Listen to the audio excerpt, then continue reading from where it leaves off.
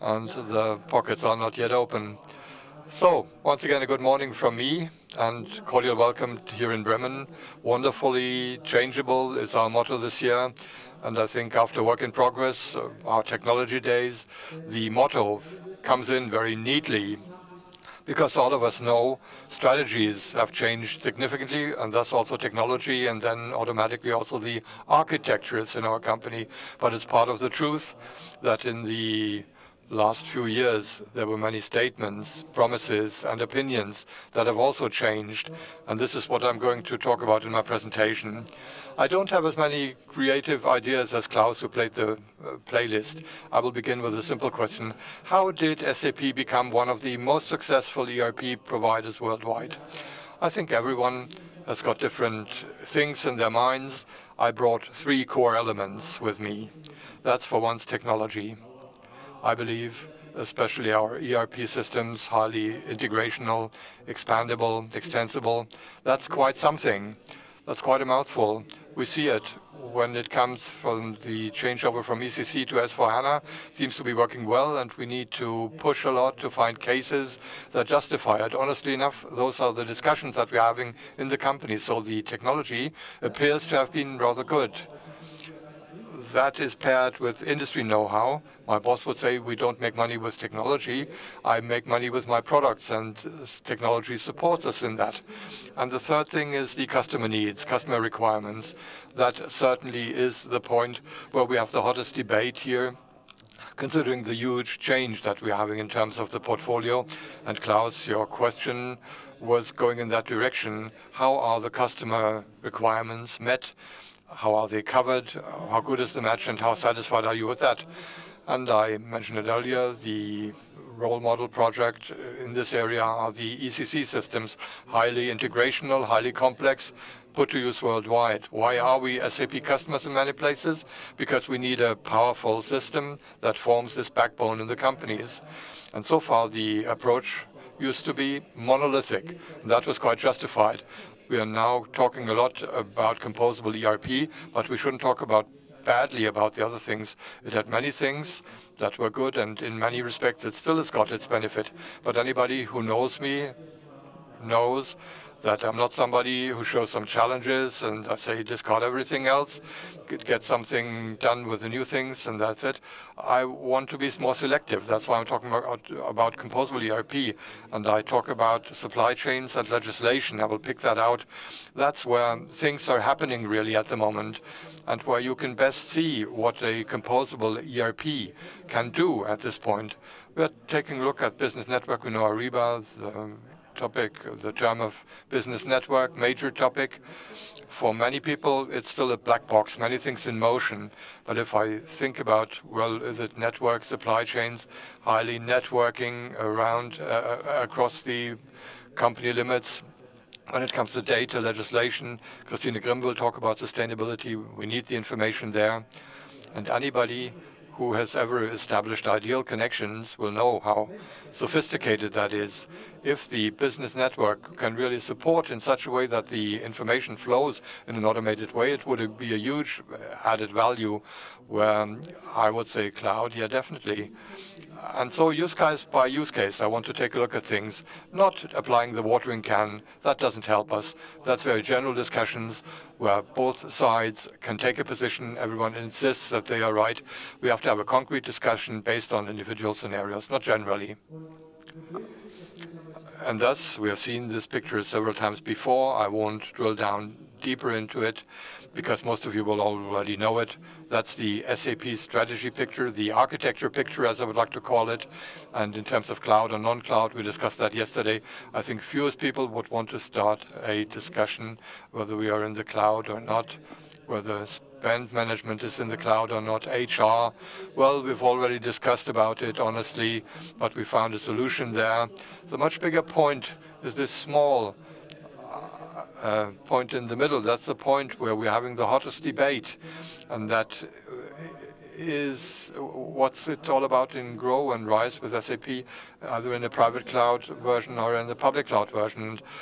This is the additional emotional point that exclusively there is talk about cloud ERP, where those customers that are already on S/4HANA on-premise, they feel bullied and offended because they feel they are no longer taken into consideration if they see pictures like that. I think that's the decisive point when it comes to communication and signaling versus and in the direction of the customers. Yesterday, it's been mentioned, we have talked about upgrades, release changes, and so on and so forth. We have to realize one thing. Time is running out, is getting shorter. 2027 is here to come. So we will increasingly see the topic of technical conversions. But those technical conversions, they will work only halfway. There's a little word like compatibility packs. They come from the times when S/4HANA came to the market, and quite a few functionalities were not yet mature, and they were furnished later on in many different releases. Those are gradually running out. Customer service, for example, just one example for that. If I go there and if I upgrade my system one-to-one technologically, then I will no longer be part of maintenance with these modules. So I have to think about the technical conversion, beyond technical conversion, how to adapt these new functionalities. So, enough of the preparatory talk. Now, I put in some year designations. I want to bring across in the next few minutes what it is that is cooking up, that is boiling up at the moment. What is it that we are discussing about? And by 2020, the way with S/4HANA was basically shown, greenfield, brownfield, something in between, and as quickly as possible, with little effort, getting to the new version. That was it. This is a slide which at the time in 2021, I had it in my first keynote. That was a statement by Christian Klein at the time. It was in October 2020, where the target was identified well in 2025. 85% of the sales will be affected with cloud products. And shortly after that, there was RISE with SAP with a major announcement. Many are asking, what is that now, a new ERP product? As we know, it's not. No. The basic thought, as I understood it at the time, was, well, you can see the large volume of customers who are then still working with ECC systems and older. How do we get them into the new world? We prepare a package of how we support the customers to get on their journey to S/4HANA. At the beginning, one contract, one price, TCO reduction, and business transformation as a service. That was sold out relatively quickly, and the terms and concepts were exchanged. And honestly enough, this only just started the very confusion. In the meantime, we've got other wordings. We take the lead, for example, that are frequently used, but very topically, I copied from the website with the advertising for RISE with SAP. RISE with SAP then can transform your processes and ERP data with low risk and without compromise into the cloud. I think we've talked about what's technology behind it, but I have to tell you that's not my target, my objective. For me, an enterprise model is not, or an operational model is not an objective. We've heard a lot what RISE with SAP should be, taking the customers by their hands and accompanying them into the new world. Now, there will be the examples, especially from the early phase of RISE, but if we are honest and take a look into the day-to-day operations, then quite frequently it's no more and less than a commercial bundling. I get most different solutions. I can look for a partner, look for SAP, or I do it on my own.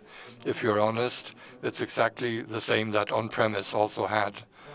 And also a RISE adaptation framework, which in core contains SAP Activate, is not actually a new revolution. I'm saying, as of now, taking a look at it as of now, we have to go to where it hurts, and not only where it hurts, where I can bundle things together commercially and sell them to customers. Rather more, we will have to bring in additional services, but more on that later. Shortly after that, Grow with SAP. It was rather minimalistic in terms of the announcement compared to RISE. The target group, as we know, are new customers and also customers with so-called 2T landscapes. Business One is a good example of that, where there are also these scenarios where hybrid ERP can be put to use. Public, but there's one little point, and that's the public cloud. And we know public cloud is the strategic ERP product of SAP at this point. And if you're honest, even this product, and I personally honestly also see it like that, it's the product where when I'm saying I go to the cloud, I rely on it.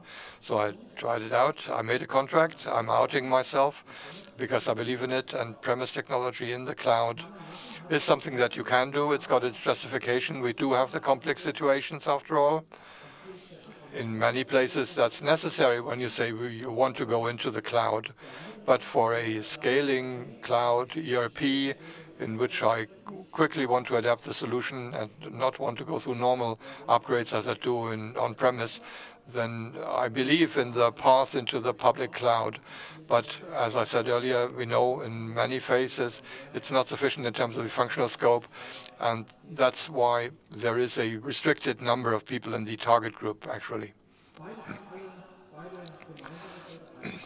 So both elements have got one thing in common. It should be simpler, easier. So that's my message. It should be becoming simpler, easier. The question is, did it become simpler? Did it become easier? I already outlined that a bit. If we're honest, and that comes forward in many presentations here on the very last slides, well, licensing negotiations, that's exactly the point. We are predominantly discussing about licenses and operating models, but all sides. We are talking about business transformation and company, but we are discussing about licensing and operating models. And with full creativity, we are busy playing out one thing against the other. You could read about it, especially in the on-premise context, conversion policies that are being reduced, and so on and so forth. So the commercial things are applied, and we are using this creativity and are thinking about how to bring RISE to bear more on this open flank, the transformation services. Then there will certainly be a customer here and there who says, awesome, I will take it like that, even without a discussion. And so let me take a look at the challenges, the current challenges, even if as of today I take a look at that, at RISE with SAP, I only elaborate 1 or 2 points. Integration. Some people will think, oh, not again integration. For me, when it comes to integration, the point is that there's composable ERP, X solutions. At the technology days, we discussed it. How should I keep that together? The copying of data from left to right, that is something that you can call integration in version 1. But that can't be it. Even though cloud ALM is a nice opportunity of monitoring it, but that's something that I don't even want. If I buy it, best of all, it does exist, it's integrated, and the more is drawn out of the core, the more extensive does it get. I'm thinking about APO to ERP. I don't want to even monitor that, no matter how beautiful the monitoring tool is. I don't even want that. So transitional software, we also got that, especially in those segments where we are saying a maintenance extension that is on top. We've got mature on-premise technologies in 2020. It went quickly then as the cloud products were created. I think we know how they were created and came into being. And now we've got the situation where in part cloud products are redeveloped, newly developed. The problem is they take their time. They haven't got that par. But I'm confronted with the situation, as we had it on the technology days, that many products are going out of maintenance. What do? Do I rely on an on-premise product where I know, well, it's no longer in the focus. There's something new available in the cloud, but I can't yet move on to the cloud because I'm lacking certain functionalities. What do I do there? I don't want to go there and spend millions on projects in 3 years, knowing that 3 years from now my story will be completely different, or I close my eyes and go through and I say, well, the integration is going to be successful. Well, that's what I mean when it comes to transitional software. Data models have a role to play. Licenses. Licenses are an important topic, a huge topic, and there you know how SAP is positioned in the many different lines of business. We've got a huge zoo of metrics and types of contract. One contract would be a mega good thing, really, but we are miles away from it. We got started with topics like Cloud Platform Enterprise Agreements use-based accounting of BTP services. I think that was the precursor. Good topic, definitely. It's only that the problem is, of course, others within SAP have seen that and recognized it for themselves. And then soon we've got 5 or 6 versions of such agreements for different LOB solutions. If I remember RISE and what it should be, then the boundary will have to be struck. You have to go where it hurts. And you have to say, well, no. Because what have we got? On the one hand, we are losing money because we are not using it sufficiently. On the other side, we are using it more. At the end, the bank is a beginner. On the other hand, you have to make repayments. Then there is a kind of a lapse. And so the licensing and the licensing models, it makes sense there. Those are the positive things where I'm saying, well, that is something that we could convince a customer with here and there. That's why there is the request this year. Many of the requests have been mentioned already. Out-of-the-box integration. We see topics like in the CX environment, customer data cloud. It goes more in the direction of native integration. But that has to become much wider across the most different objects. I don't want to sit down anymore and do iFlow mapping, no matter how many of them are available. I just want things to be running. If you switch on RISE, I want to get a welcoming email. I want to go in there, and I don't have to think about integration in the first place. Better transparency of the solution. Well, the example is CX, the industry focus. There was a major merger, CX and industries, where many people wondered, of course, what does that mean now? Well, it's a fact that the sales or the many CX solutions are seeing a new development native on BTP. And by the way, that's something that we're experiencing in many places because the cloud products have to be developed really for the cloud. This means exactly what I outlined. What am I going to do? Even today, customers are introducing these solutions. And only the other day, I talked to a customer who said, in January, I'm going to go into my rollout. At the moment, we've got 3 CRM systems, I believe, at least, on-premise, Sales Cloud for 1, for 2. So we are knowing that 1 is running out of maintenance, but we've got version 1, and customers are introducing and investing quite a lot of money on that.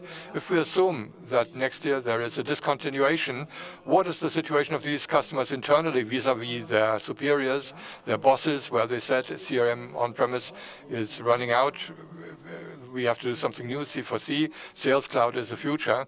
And that is those who stand there and have to justify themselves internally. And that's why I'm dwelling upon this sentence, we leave nobody behind. I'm ambiguous about that, also in the context of on-premise private cloud. So this wording shouldn't be used because you don't leave anyone behind. Because the customers, well, you more or less help them, or no. You either do your duty as part of the strategy change in supporting the customers in joining in the strategy change because they did exactly the things that they were expected to do. And that is something that you should bear in mind in all of the things where in the portfolio there will now be a change. This year, or this statement, yes, we don't leave anybody behind, sounds nice, but ultimately the word together was used frequently yesterday. But this is the only way to make it work in some places, not only with some services around, but it also means financially with the effort for migration and expenditure for migration. Uniform commercial basis is something that I mentioned, and fewer license metrics, or also understandable license metrics. Understandable is for me if SAP can automatically measure it and it manages to show it in their portals, like SAP for me, how I used it, if that's a given thing and it can be calculated automatically. It appears to me to be understandable, but honestly enough, it's not true in many places. I think both sides would do each other a favor if they were to reduce complexity. So maintenance that pays for its value, that is good for its value. We have that every year. As we've heard yesterday, this year again, the maintenance fees will be increased. And that brings me right to the very point there. That's communication and things that are happening. The impression, I'm only giving you the impression. I'm not saying nobody does work for their money anymore. I'm not saying that. But what I'm saying is it's the impression that you, in August, you send out letters for a maintenance increase, and then 4 weeks later, you pronounce a statement with on-premise and innovation. What's going to happen then is pre-programmed, no question about it. Who should take it apart, what innovation means? We are talking about innovation. This wave then was triggered in 2017, 2018, when each update and upgrade was celebrated as an innovation in a similar way as we've got it now with AI. If we have an inflationary use of the term, we don't have to be surprised if these terms and concepts are used in an inflationary way in these days. We should bear that in mind. And I think we could all imagine what would happen or what the effects would be if today all of the on-premise customers were going to break away from maintenance. One thing is a condition for the other one. Both of them have got a justification, and this is how you should proceed in communication and not playing out one against the other.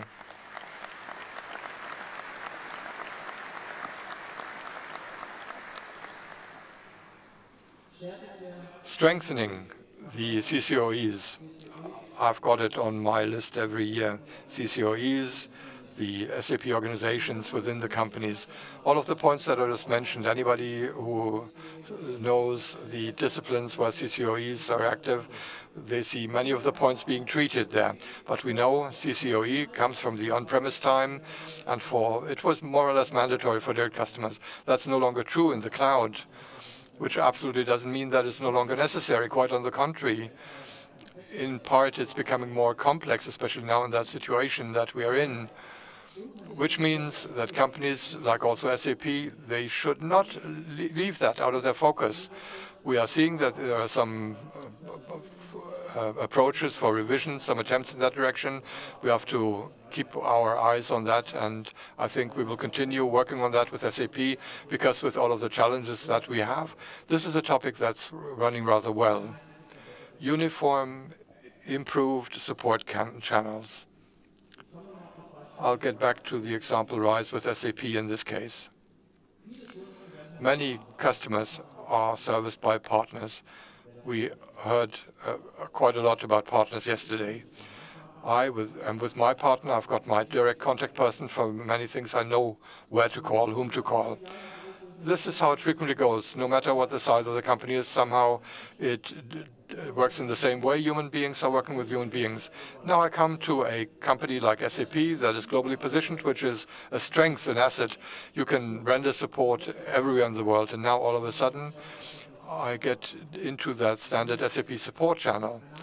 And if I ask a simple question and get 3 answers in a row with a help entry, then I think, well, why don't you read what it says there? Then the 4th time I'm fed up with that, and I go for Google to get the information on my own, myself.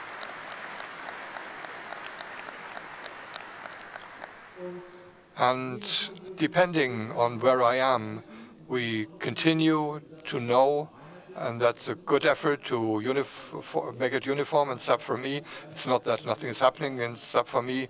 Across LOBs, the support channels are harmonized. At Ariba, it's a separate world. Something must happen there.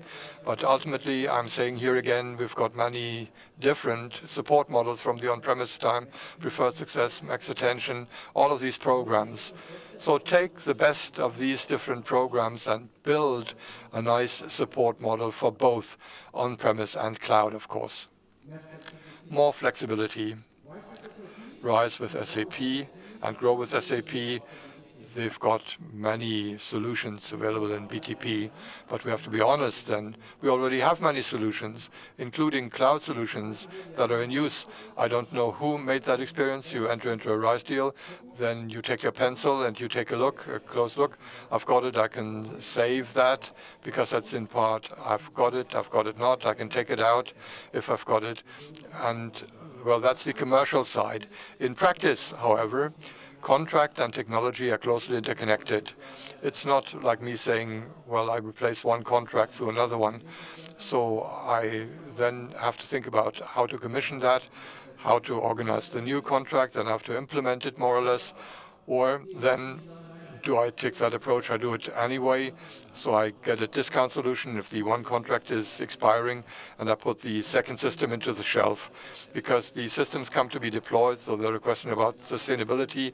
How sustainable is it that the customers have systems that they are not even using, but they have them only because of some deals? So technology and contract should be decoupled with a better matching, and above all, if there is any transition that is becoming necessary, then the licensing models or the transition should be designed in such a way that it's not rocket science adapting the new thing with the challenge of not being able to leave the old scheme. Of course, it can be done somehow, but not by default. So something definitely will have to be happening in that regard. 25 industries, as last status, are supported by SAP. Last year we discussed a lot also about hospital solutions. And generally speaking, I said that at the technology days, there is a change over into the cloud. Yes, okay. But that also means that SAP has got a very large spectrum, a range of customers, and what we're discussing for very selective industries, the business model is no longer fitting.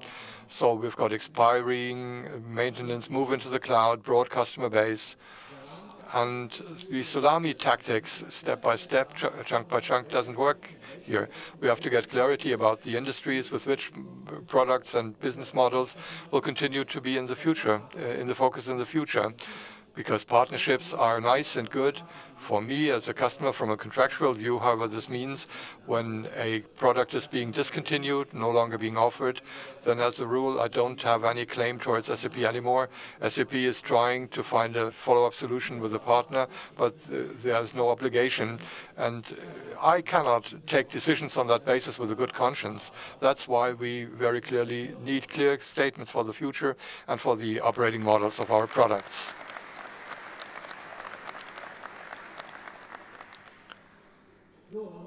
And now, we are getting to one point. We've just seen 2020, it got started.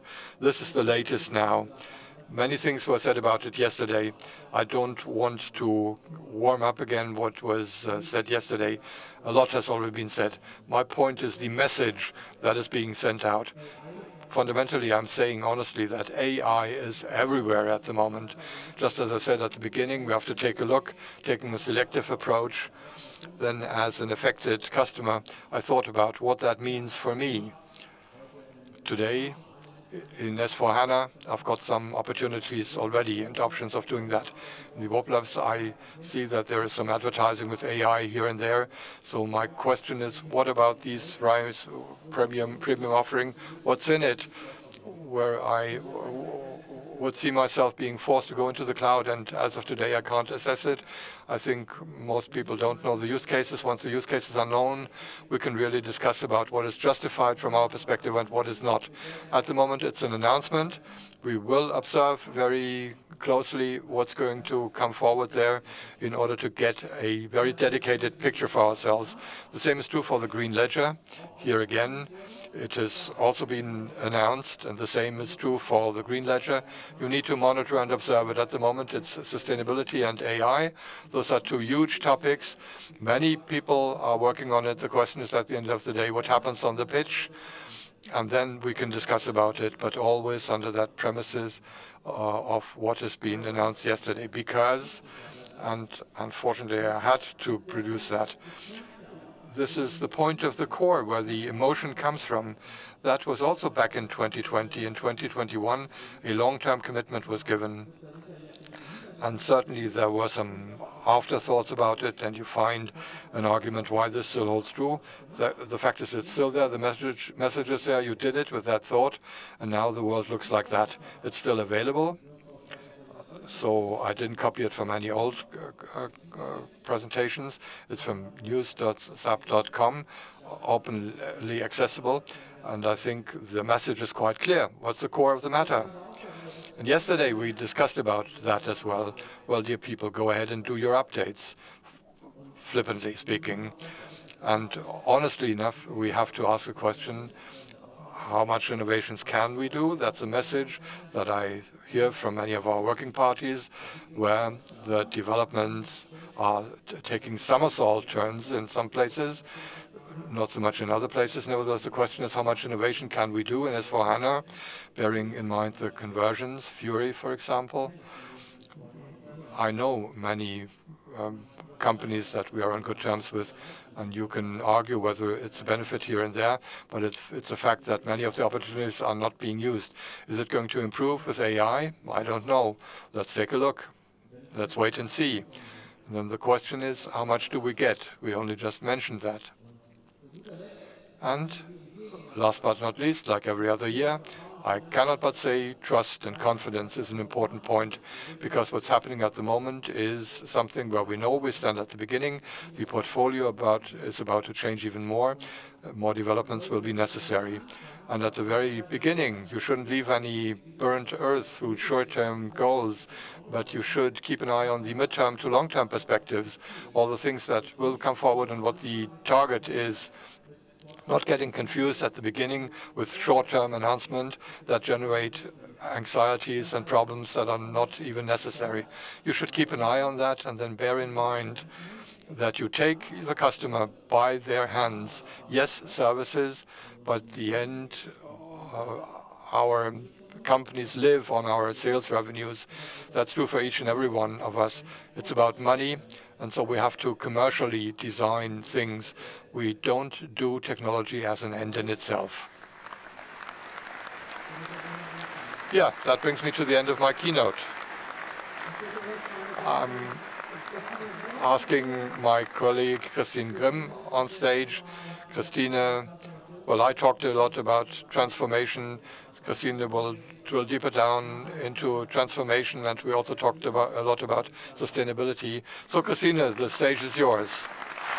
Thank you very much.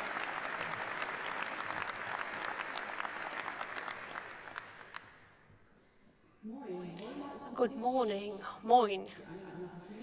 Some of you may understand this Nordic dialect. Before I came here, I dealt with Bremen, and Bremen has a dialect, the Bremen dialect. And almost much do we want to have a drink? And I believe, it fits in well with the previous keynote, but also because tonight, we are going to have our evening event, and I believe we can implement that together. What I also did not know, and probably if you're not from the north or from Bremen, is not moin, is not from morning, because I thought it's the short form of morning. It's from the Eastern Frisian, from the word morning, and this means comfortable, good, nice. A small fun fact, I didn't know that. Together we are strong. This is also from Bremen, town musicians of Bremen, and the animals, they staggered one upon each other, they formed a horrific body, and the robbers thought that this is a monster, and the learnings is solidarity makes you strong, and alone you're not small. I believe this fits in well to our annual Congress, and probably before that, and also yesterday, for sure, we heard about many monsters that we need to chase away. But even if we imagine we would have pushed them away, what then? Let's assume the discussion that we have, that's also justified, that we need to finalize, is not there. But still, there's a lot of change and transformation in our world all around us. And those who may remember last year, I talked about the pubertating transformation, my introduction, and I thought it fits in well, because I thought I'm asking some teenagers, 14-year-olds to be exact, what they think and whether they can imagine working world that is based on AI. So uses AI, where AI plays a significant role, and whether this is seen by them as an opportunity or a threat. And the teenager said AI is good but also bad, helps people learn. AI is actually completely normal, but maybe it makes you too lazy. And I can confirm that 100% from my home. You can then also monitor everything. We don't think that's so good. And then I ask them, what's your imagination, your notion of work? And then their statement question was, well, AI-based working world would have something to do with virtual worlds, with AI avatars, with gamification. So probably the Nintendo colleagues will be happy about that. So the question is, can we imagine that? Can we imagine living in this virtual metaverse, avatar-driven working world? Many know about that. Google launched Duet. Microsoft announced the pilot, so it's AI will participate instead of us in meetings. At some point, this may be good, because definitely we have too many meetings, but this is the foundation of discussion, and minutes are taken, and all the avatars, they are working, they're discussing. Can we imagine this? Honestly? Is this something where we would say that's completely clear? And transformation and change has a lot to do with mindset change and leaving this space open. Everything is possible. Everything can work. And in retrospective, it's clear to us that this will happen. It's super clear that Captain Picard, 25 years before the introduction of the iPad, would use this, or a self-driving car. When we see the Knight Rider, then of course it's clear that this would happen. But looking ahead, for us, it's a huge challenge to let those changes happen. Jens yesterday talked about the pocket computer. This is the symbol of technology change. 1999, there was no smartphones and no mobile internet, but there was Snake. That was really cool. It made us really crazy. And those figures, that's how we tipped back then. Just imagine mail, WhatsApp, and the chat flows and currents. We would need days to handle this. Probably no one knows that. You would instantly know what it says, a transformation, a lot of figures for just one word. In Germany, we have still a big way to make new phobia, so the anxiety of the new. But it's just like that. No one ever said, now would be the right time for change. Now I would have time for really new topics, disruptive topics, for chain supply bottlenecks, for technology change. Things happen. And the challenge is, or the task is, learn to deal with it. Those are the topics of change. And transformation is always dealing with the unknown. Transformation is always meets resistance, because otherwise it wouldn't be real change. We need the mindset and the culture for that, and we need to open up. And unfortunately, transformation is never everyone's favorite word. Sometimes I would like to see that, to have more people whose favorite word is transformation. It's a challenge for everything that you want to do. And the human being is, they are enablers, but also obstacles and hinderers. We as technology representatives in our companies, we face the huge challenge to convince other people that this development, this transformation is good. And the problem is we need to convince people who don't know what they need to be convinced of. And last year, I talked about exponential development and change. We also know the speed. Well, probably we are not in the upswing of the hockey stick, and the cloud development is also exponential. 70 years ago, 56, there was the first AI. 64, there was a chatbot, Eliza. I don't know whether some of you know that. I did my research. It wasn't very successful.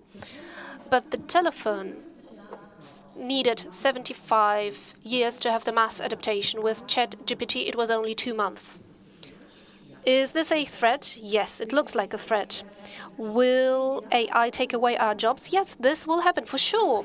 But one thing will also happen. Everyone who won't deal with those topics, everyone who is not open for new things, new way of thinking, everyone who don't say, I'm not a developer, but I need to be open for this, to work synergetically with systems, those works will be replaced by a human being who will do.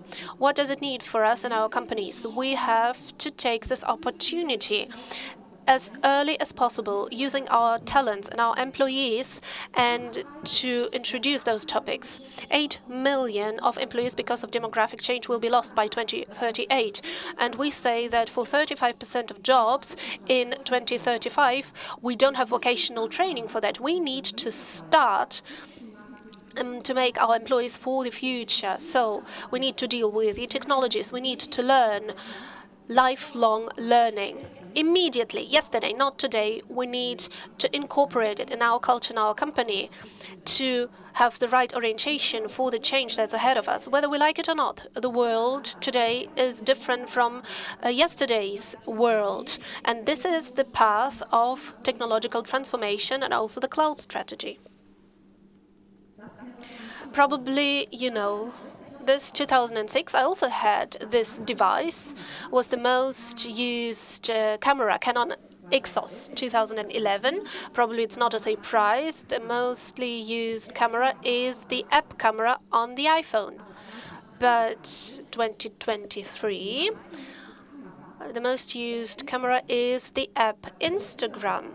This is the transition from hardware to software to platform to virtualization. We cannot allow those real changes move past our architectures. And of course, this is not an easy way. And of course, we will fail often on this journey. Of course, we are going to have problems with technology, with product maturity. And yes, SAP, you need to finalize the products. We cannot be driven into the cloud if there are no solutions. And of course, we have a culture problem.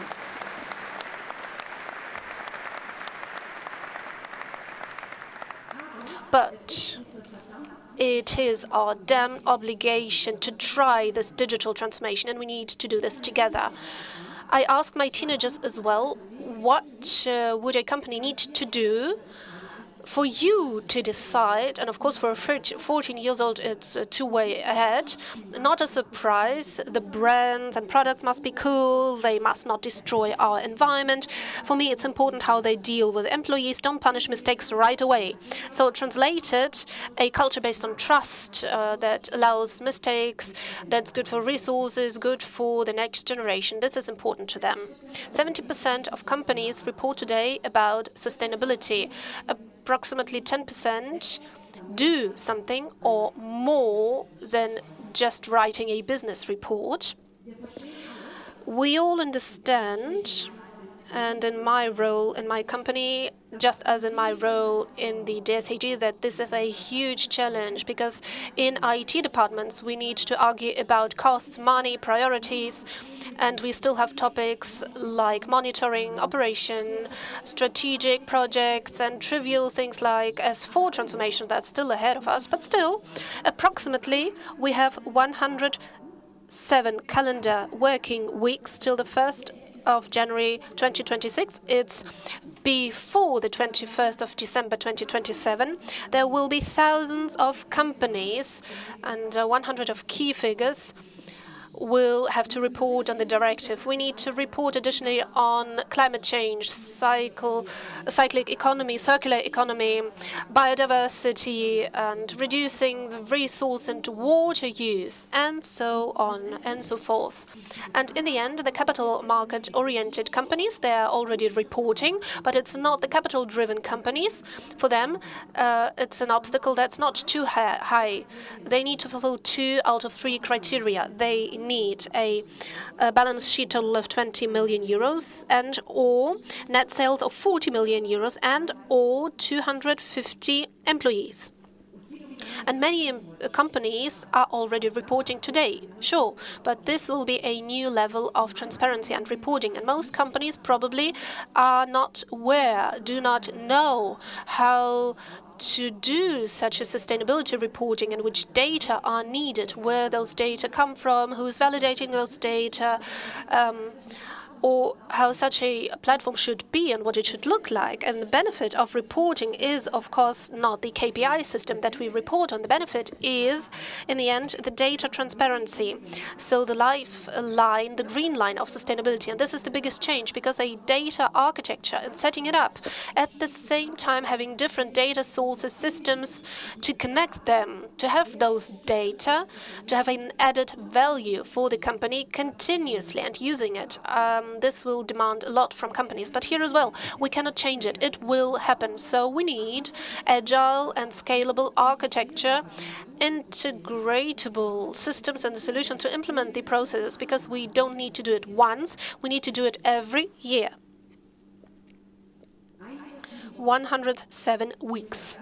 And with our experience from IT projects, it's not the day after tomorrow, it's tomorrow. Whether we like it or not, it depends on us to decide how we want to face towards those challenges. Of course, in our companies, we cannot do it all alone, but it's about the position and attitude of every one of us, how to face it. We know the triggers. We can say, we can be like an opossum, because if there is danger or threat or a task, then it acts as if it's dead. Or we could be an ostrich to put the head into the sand. Or we can be a sloth. Yeah, maybe tomorrow, not today. Or the grey wolf, who howls for the good old times. Yes, we have all those animals within us. It's okay, but still we need to learn to deal with the challenges, because no matter we love them or no, they are there. And within DSAG, we are here. We are here in order to deal with those challenges together with you, to look through your individual kaleidoscope to find the right perspective. And we know there is not a blueprint for all those problems, but at least we can get started to do research on the problems. And in our department, we do exactly that. We try to help, because in the end, someone was at a point where they needed to change, and we brought together many companies who went down that road together with SAP, other partners, to tackle this monster, to make it smaller. And we are looking at the whole process. We know there are problems when I don't know how to start a project. What platform is the right one? We need to challenge the SAP so that they deliver the things that they promise, and so on. The topic of sustainability, it's a huge news. It's huge news, and we need to help to tackle this elephant, to cut it in pieces. And Jürgen, I hope I say it right, we have a landing page and DSAG-Net Forum Sustainability. We have a lot of webinars and information on exactly this topic. It's updated constantly, and we try to push it forward and provide continuously information. Jens mentioned that yesterday. It's our 360 cubicle, as it was called recently. Look at that, register for that. So what does it mean in the end? So sustainability, not only for next generation, but also for customers. It's important for them. We also need it for young people, for talents. It's enormously important for them. And companies, apart from market volatility that we see right now, they need sustainability in their core strategy. Technologies will be decisive for the success. Yes, probably huge investments are needed in future. We need that. We need digital infrastructure and architecture and platforms that are scalable, and people who can work with those technology. Transformation should not be free of any sense. It should make a contribution that tomorrow we are successful as well. And AI will be a lever to do this. We have the architectures, we have the technologies, we have the networks, we have the people, we have the courage. And if we allow this change and accept the change, then we are going to be wonderfully changeable and successful. And in this keynote, we had the words rise and growth and on-premise. No, I didn't use them in my speech. Yes, we are also a symbol for openness towards future and for cloud strategy, and this is the right road to go. But to follow a strategy, you need trust. Thomas mentioned that as well. You need to earn trust in the first place. And I asked ChatGPT, what is a most valued customer?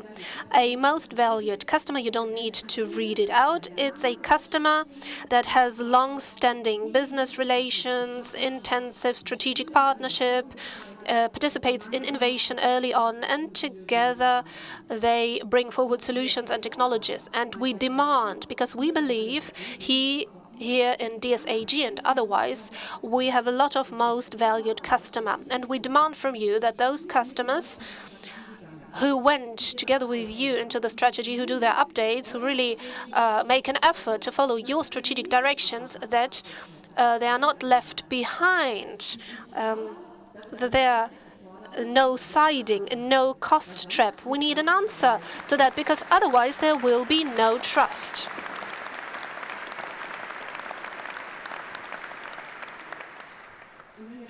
And because we are talking about that, Thomas mentioned that before, but if we are talking about those cloud approaches, we need projects and support for those approaches, because too frequently it's a few S4 backend focus on those projects. We need the topic of B2B enablement.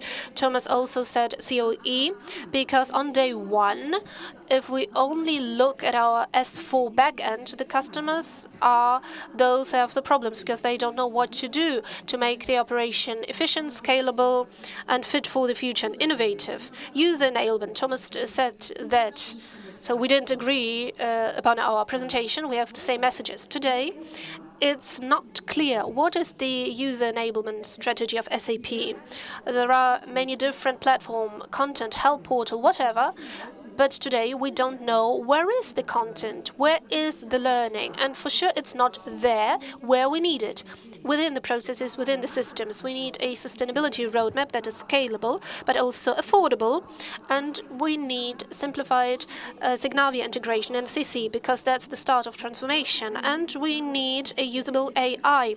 We know AI is super important. This will be the driver for our successes and our architectures and processes, but we need it not only on paper, we need it fast, and we need them at any cost in the area of transformation, of transition, and sustainability, because those are areas that we cannot deal with alone.